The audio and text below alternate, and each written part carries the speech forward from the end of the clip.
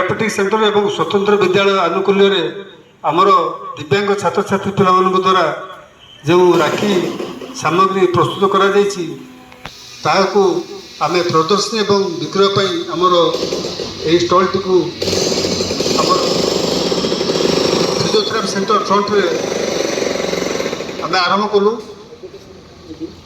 एई राखी विक्रय कार्यक्रम राखी तैयारी राखी विक्रय कार्यक्रम केवल यही वर्ष नुह विगत 10-15 वर्ष धरी आमर ये पिला माने दिव्यांग पिला माने तांकर स्वतंत्र शिक्षक शिक्षयित्री मानक द्वारा प्रशिक्षित होई राखी तथा फिनाइल अगरबत्ती अन्य सामग्री तैयारी कर आम आनुष्ठानिक भाव आमर जेहेतु आसंता 27 तारीख 28 तारीख राखी पूर्णिमा पड़ुछि तार सप्ताह पूर्व आम यही स्थान में आमर विक्रय केन्द्र एवं प्रदर्शनी केन्द्र को आम आरंभ कलु। समस्त अनुरोध जनसाधारण को अनुरोध समस्ते आसी पिला द्वारा प्रस्तुत राखी को किणवा सहित से मनोबल को दृढ़ करने अनुरोध।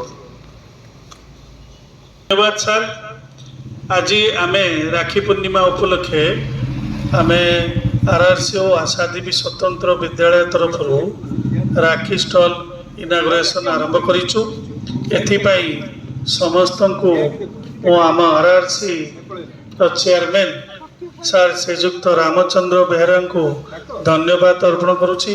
तांको तरफ ये अध्यक्षतार ये कार्यक्रम सब चली था एवं एठारे उपस्थित थिबा आमर जेते शिक्षक शिक्षयित्री एवं विभिन्न प्रकार गार्डियन माने जो उपस्थित अछंती एवं अन्यान्य दर्शक और बंधु माने एवं मैडम माने सब एठारे उपस्थित अछंती से मानकु मध्य मु धन्यवाद अर्पण करुछि।